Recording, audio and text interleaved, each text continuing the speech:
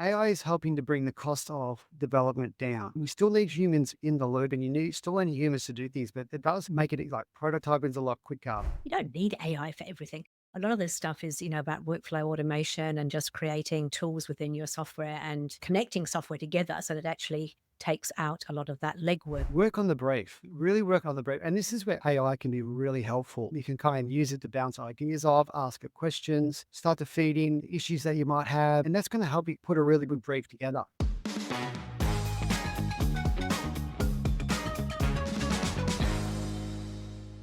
Hello and welcome to another episode of Better Business, Better Life. I'm your host, Debra Chantry-Taylor, and I'm passionate about helping entrepreneurs lead better lives by creating better businesses. I started this show quite some years ago in order to bring real life stories and really help business owners to understand what building a better business looks like. And today's guest I've brought on because I know that the world of digital is moving at a very, very fast pace. And I really wanted to get somebody to share with us some of the things that go on in that space. So today we're going to be talking about how the digital world is changing, what digital apps and things actually mean, web apps, and what things you need to look out for, the pitfalls, the things that can go wrong in digital and application development. My guest is a author of a book about listening, which I have got a link to in the comments. He is the Chief Growth Officer at Butterfly, which is a digital agency that's been around for almost 20 years.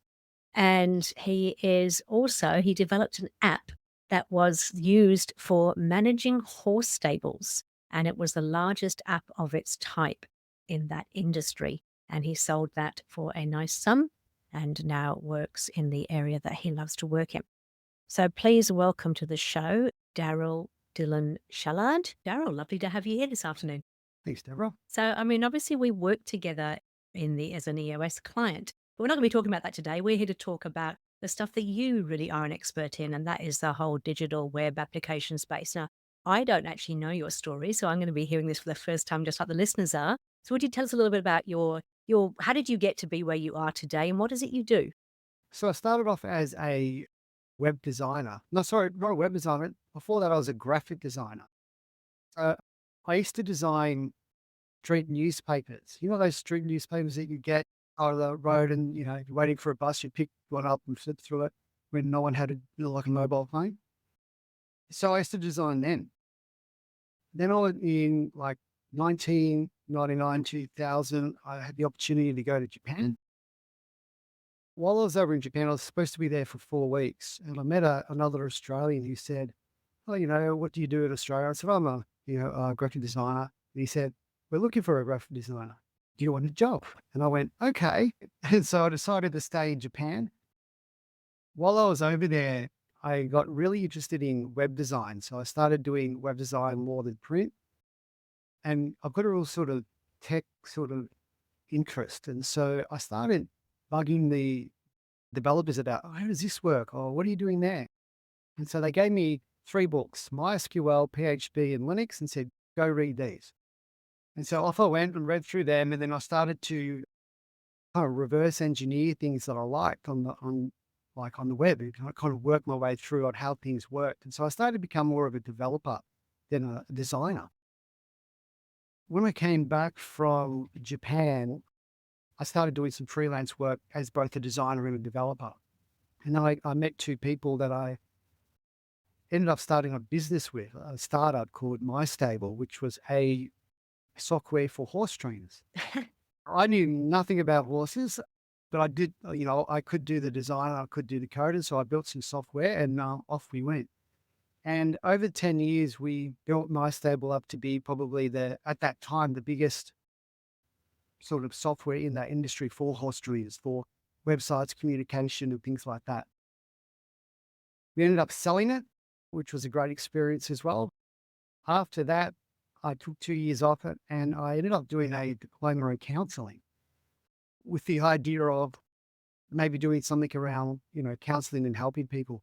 Got a lot of great skills out of that course, but I didn't think that was right for me. And so I ended up thinking, "Oh, what can I do? I've got design, I've done development, I've run a business, and now I've done some like communication skills. I thought, well, maybe I could work in an agency, bring some of that experience to there. So I was lucky enough to get a job at Butterfly, and I'm now the chief growth officer there. So as chief growth officer, I work and manage the sales and marketing teams. I work with the clients directly, looking for solutions for the digital problems, and kind of also they're in a leadership role. Butterfly, Butterfly has been around 19, nearly 20 years now. So Melbourne-based development company, build websites and custom applications, mainly for what we call for-purpose organizations. So government, education, the health sector, non-for-profits. Yeah, we kind of do websites, apps, integrations, user experience, and one of our niche is accessibility design. So building websites to meet the WCAG guidelines. Mm. That is what I'm going to ask you about in a moment in terms of, I suspect over the 19 years, website development, app development has changed a lot. I mean, even the fact that you were learning from books back in your day shows how much things have changed. But I mean, I remember, I don't know how old you are, but I'm 55, and I remember the first basic websites, and where we are now versus that is a huge, huge difference. Tell me what's changed in those sort of 19 years at a high level. Wow. I ended up thinking about this the other day. I built my first website for a band, like a band I was in at the time, in 1997. So that was a long, long time ago. And things have changed dramatically. I remember as a designer, I used to design websites using something called Flash because you can make it like, things move and you can be really creative. And obviously, with Google not being able to index it and Apple not liking it at all, that kind of faded away. When I was in Japan, I remember the Japanese were really at the forefront of bringing websites to mobile phones. They had these small little flip phones, and you could write HTML script or small websites to go on these little tiny little screens. And so we thought that was amazing. And then so we started kind of developing little applications for that while we were in Japan. And then obviously the iPhone came out and everything changed from there. Other big changes I guess that I've seen is cloud, everything moving to the cloud. So before, like in the early days, you would have dedicated servers. It could even be like a server in someone's room that was hosting websites. But, that's all moved to the cloud. Other things is responsive websites. So I would say over 50% of people's traffic nowadays is probably coming from a mobile device or even a tablet. And so being able to kind of build websites in a way that are responsive to whatever device people are on, that was a big change. Social media obviously made a change to everything. And now you've got AI kind of like taking everything to the next level. So lots of changes over the last 20-something years. And you've taken me back to a few things. I remember my first agency was actually an agency that did mobile websites and text campaigns. And our first website was built in Flash, and we were like the Charlie's Angels, and we had this Flash thing of myself and the other angels who with my agency coming to save the world from all the mobile stuff. And I remember developing mobile websites. I mean, they were so basic in the early days, but it was just a huge change to the way that we actually accessed information. Yeah, it certainly was. And so you used to use Flash as well. Well, I'm not the technical person. Let's be really, really clear about this. I was the visionary. I was the person who loved the marketing side of it and the application of it. And I had a whole team of developers and things actually did. But yes, they developed the first website in Flash. And then we used to do the web stuff, which was very much menu driven, very basic. And it was at the time when data downloads cost a fortune. So if you did a video, like a half-minute video, it cost something ridiculous, like $70 or $80 to actually download it. So it wasn't an option to be doing anything particularly flash on those devices. But obviously, as time changed, we got the iPhones, even the Blackberries, and then we started developing responsive sites. And well, first, I don't know if you remember back in the old days, you actually had to develop a different website for every single type of phone because every phone was different. And now, of course, we have responsive sites, which are a little bit easier, I guess. Yeah, big change. I also remember the days of dial-up connections of where you'd be downloading something or trying to do something and someone would pick up the phone and then watch the connection. Oh, those are the days. Thank goodness we moved past those. Okay, so I suppose that we've now got the invention of AI and all other kinds of things. I think a lot of people expect that everything should happen in a heartbeat now and everything should be really simple, really easy. But it's not sort of necessarily true, is it? I mean, there's still, yes, you can build a website within half an hour using some kind of AI device, but there's a lot of pitfalls to that and a lot of things that you've got to be very careful about. You want to explain some of those things? Yeah, I guess that's part of the whole vibe coding that's going on these days. And I've seen some people come to me with what are prototypes that showing me like something that they're built in. It could be even something like Canva. I remember when someone told me, "Oh, they built a website in Canva." I kind of had a little bit of an internal chuckle, but when they showed it to me, I was like really impressed with what they built as a prototype. But the one thing people don't understand is that that's what they are. They are prototypes, something that you can look at, you can visually see and kind of work through. But what's behind that? Like that's part of the big problem. People are building things these days and then they seem to work. And so then they're trying to get it and push it live, not knowing exactly what's behind that. There's been lots of cases of security breaches being built in because people aren't, they don't know the right processes or how to structure things or how to get the AI to check for certain things because they've been putting API keys hard coded or not even included and other things that are open. So that's a real risk. So it, what we suggest is that even if you are using AI to do a prototype, and that's great because coming to an agency and saying, "Hey, check this out. This is what I want," doing everything I need, and we can look at it and go, "Fantastic. We know exactly what you want, and we can kind of build the back end for you and connect it to everything, and we've got a great understanding." So using it as that is really great, but you don't want to get in a situation where you're just thinking that the AI has done everything correct under the hood. And then just going live and then having it all open to the internet, that can be a real issue. So I suppose it's sped up the process. I remember back in the old days, we used to have to do wireframes and we do mood boards and then we do, I can't remember, like the little screens, each screen to show what each screen looked like. Now you can build a prototype quite quickly so that you get a sense of what's going to work, what's not going to work. And so for an ideas perspective, ideas can come to life a whole lot more quickly, but it still needs to be built properly in the back end. Certainly does. And even with the prototyping, there's some things that you need to consider. For example, website accessibility is something that we're very passionate about at Butterfly. So there's a set of guidelines called WCAG, the Website Content Accessibility Guidelines. There are a set of guidelines that we can follow to make sure that the website's accessible to all users. So even people that might have a disability, they work with screen readers, things like that.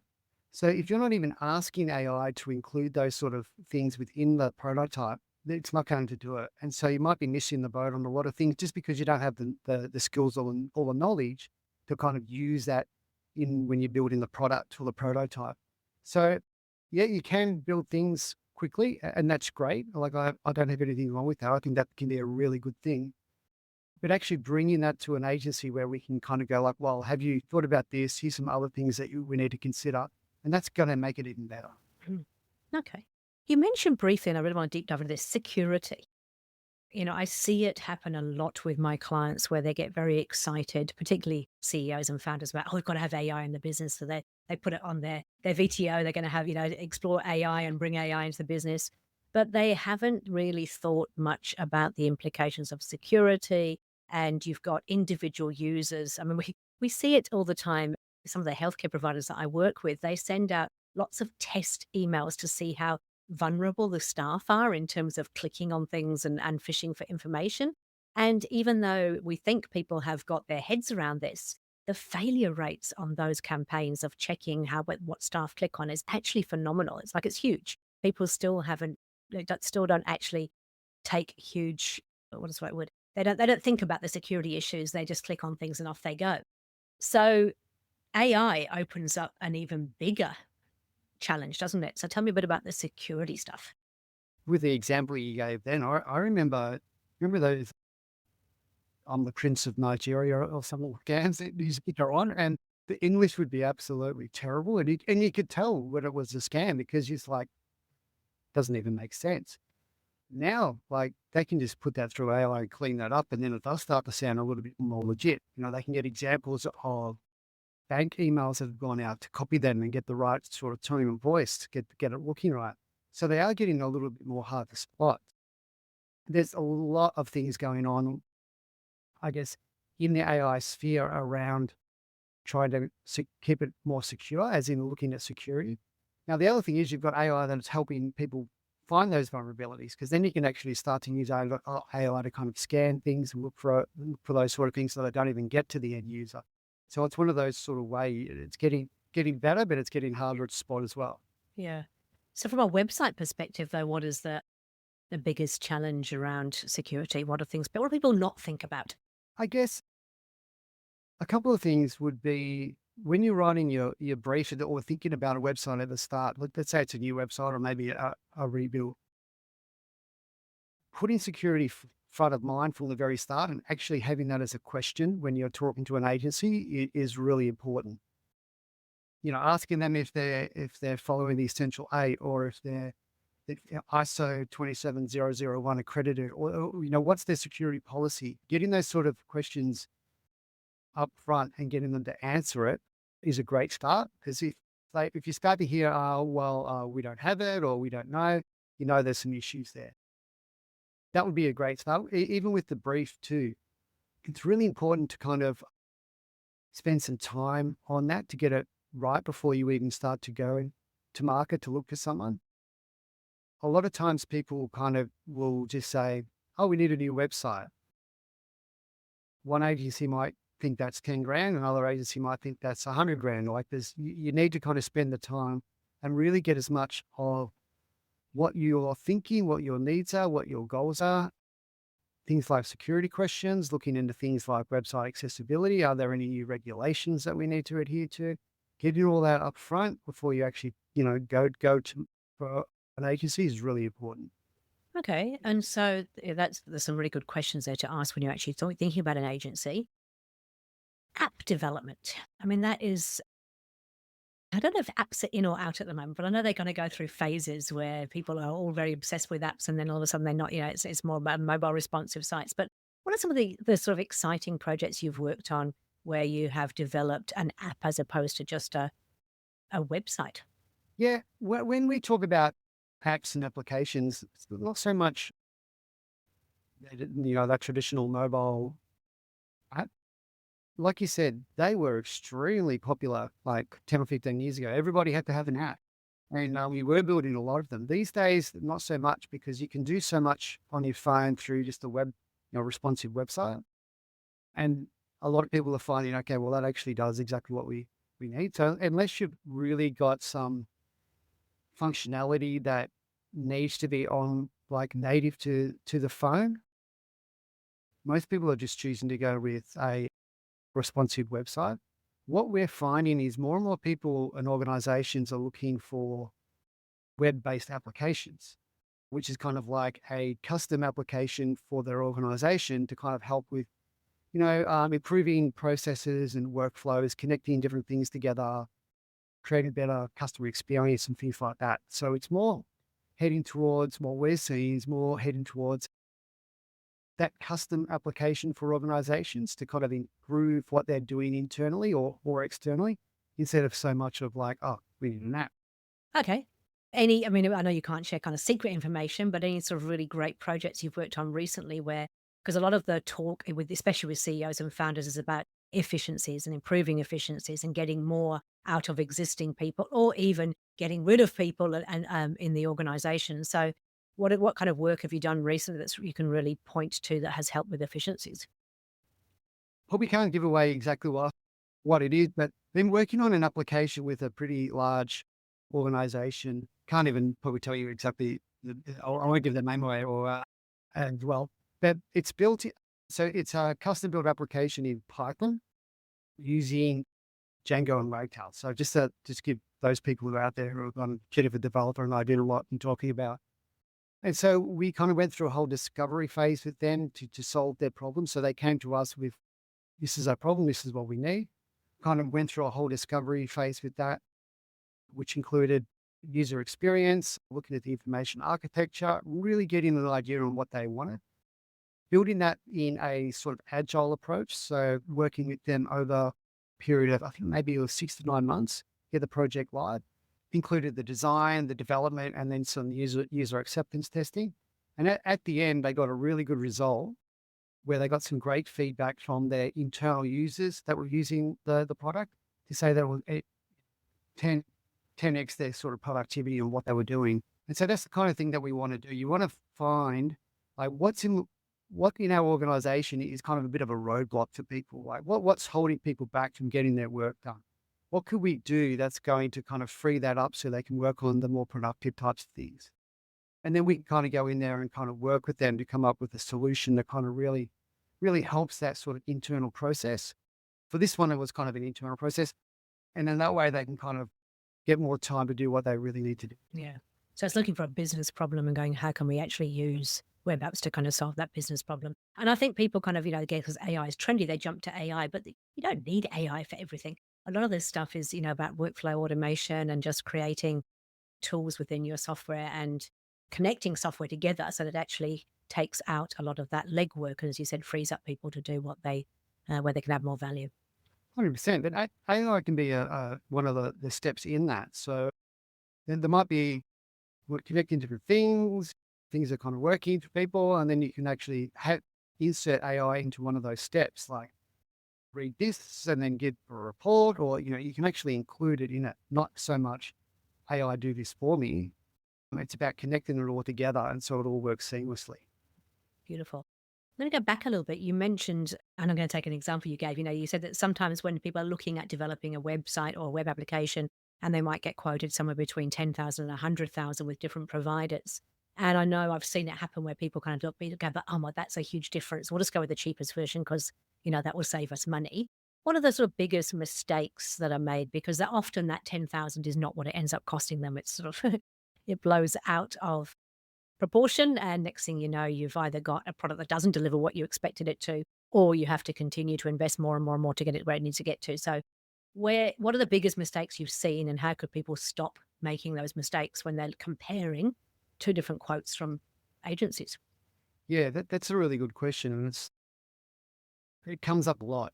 I'd say Butterfly somewhere in the middle. We're not the cheapest. We're not always the at the high end either. We're kind of in the middle there. And people often ask, like, we've got 3 quotes here, and they're very, very different. Comes back to what I said before too about the brief, making sure that you're really clear with the brief and what you're looking for, because people can interpret it different ways. Also depends on the agency. There's different ways that you can build a website. You could go to, for example, a freelancer, and then you could work with them directly. And that's great. You might be working one-on-one with them, but obviously if they're sick or if they decide to go to Queensland, your project might not get finished. Then you kind of move up into a smaller agency, maybe 2 to 10 people.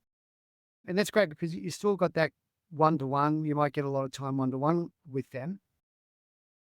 But the same thing, you don't have the special, you have one person doing a lot of sort of tasks, like the designer might be putting the development together and be the project manager. Then you kind of move to a kind of larger agency, which is kind of, let's say, 10 to 30. That's where Butterfly's fitting in around there. And that's when you start to get people who are specialized in a specific thing working on your project. So you'll have a dedicated project manager. You'll have a user experience or a user interface designer. You also have a software engineer. You might have a front end and a back end. And quality assurance. And so you've got all these people who are working on the project that are kind of more specialized in it. So you're going to get a much better result. Comes down to budget too. Obviously, you got to find what works with you. Some of the other mistakes that I guess people might make is not asking the right questions when they're looking at an estimate. Like as I said before, are you meeting the WCAG guide, the guidelines, website accessibility guideline? Do you have some sort of security certification? What's behind everything? Are your servers hosted in Australia, or are they offshore somewhere? It's about asking all those right questions and having the right brief at the start.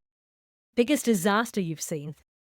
I'm sure in your time, I'm not talking about from Butterfly, of course, but I'm talking about in general, what is the kind of biggest disaster? Because I've heard of a few where, it's all sounded great until it went live, and then all of a sudden it was an absolute disaster. I've seen rollbacks and things, and I actually just were talking to a friend over the weekend where they were launching a new piece of software, and they actually launched it live, and it just completely shut down the business, so they had to start all over again.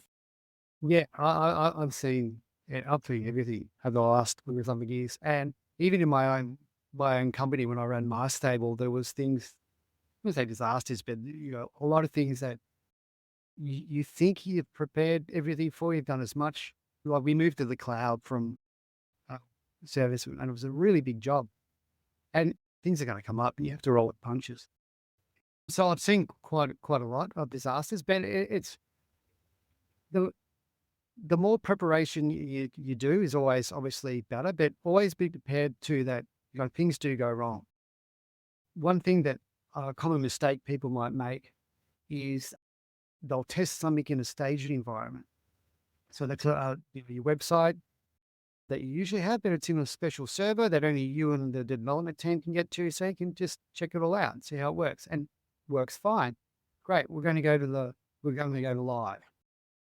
And so it gets pushed to a production server, but that production server hasn't been set up in a way to maybe cope with the amount of traffic that they're going to get, because what the people might do is like, great, the website's up. We'll send out social media. We'll send out emails to everyone. We've got a radio spot. Sunrise is going to do an expose, and 100,000 people hit the site, and then it goes down. And people are like, oh, why is it not working? So things like that, it's about,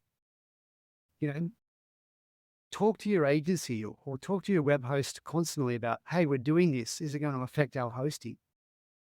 Because getting on TV is great, but if you suddenly get all that traffic and your hosting is not set up for it, all they're going to get is a blank page. And that's not great.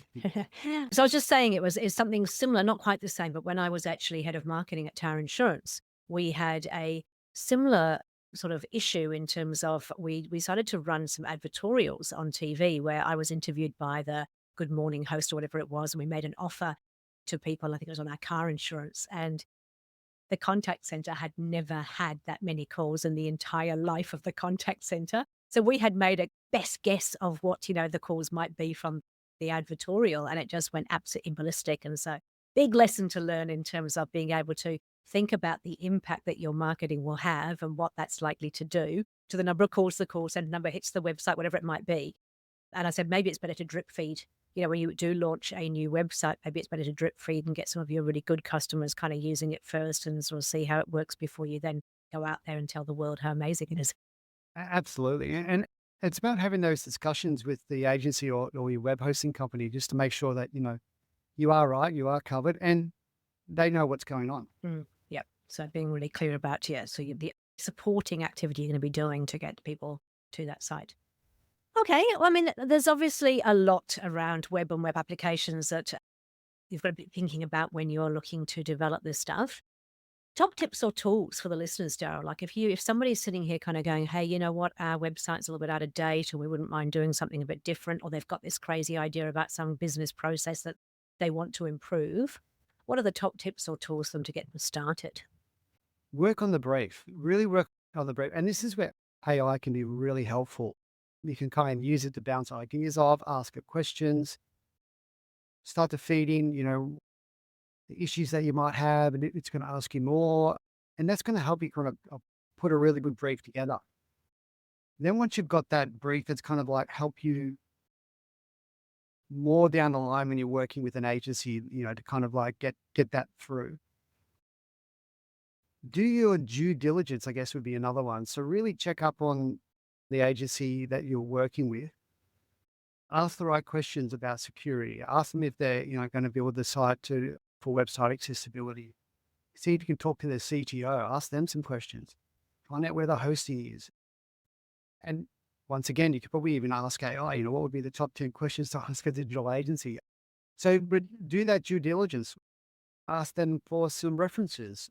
Talk to the people that they've already worked with. That would be a good start. Third, listen, be a good listener. I've done a lot of work over the last year around listening. I actually wrote a book about it, which I'll pass one on to you, Deb. And maybe we can put a link in the bottom so if people are interested, they can have a read of it. You know, listen to what other digital agencies have to say. Like, you know what? It's great to ask the right questions, but also spend some time listening to what they're saying and getting their feedback. Digital agencies have built lots of websites, lots of applications.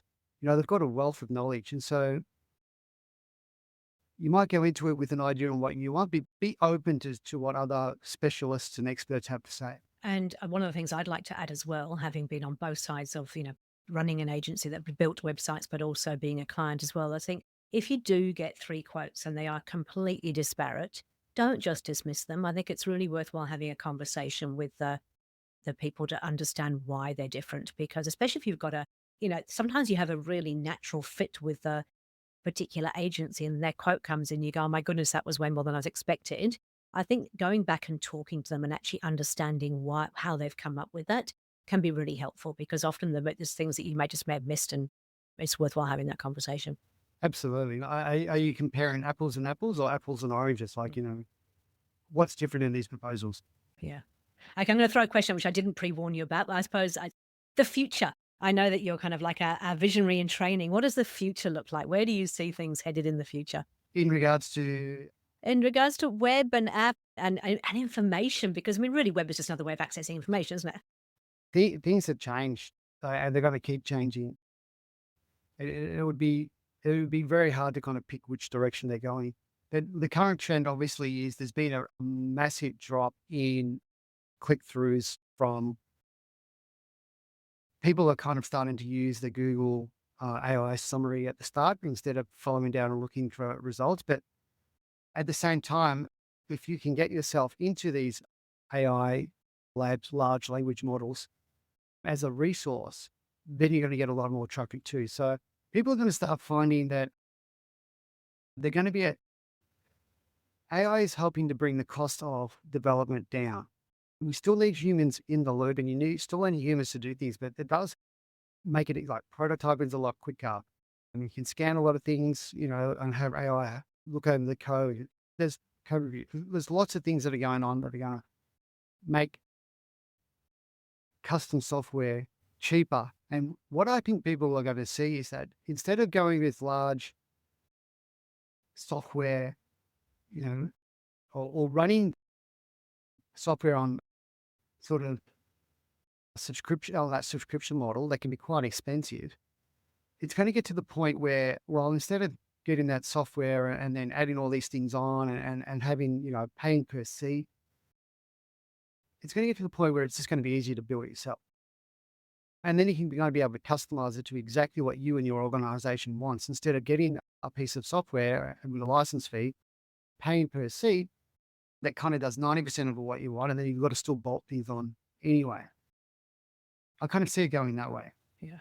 It was really interesting. I was actually talking to I've been doing some work around building some stuff for our business as well. And I was talking to an agency the other day, and I think that one of the things that they also said there was that, yes, you can build things yourself, and people will try and actually potentially build it in-house. But you have to remember that when you do build that piece of software, which is going to be obviously infinitely better because it's really customized for you, there's all the maintenance of it. Who's going to look after it when it breaks? Who's going to be there on call when you need something kind of change within it? So I still think there's a huge value in having an agency that you work with that is going to be there for you long-term, more than 19 years, who can actually be there to solve those issues when they come up, rather than sort of trying to do it in-house.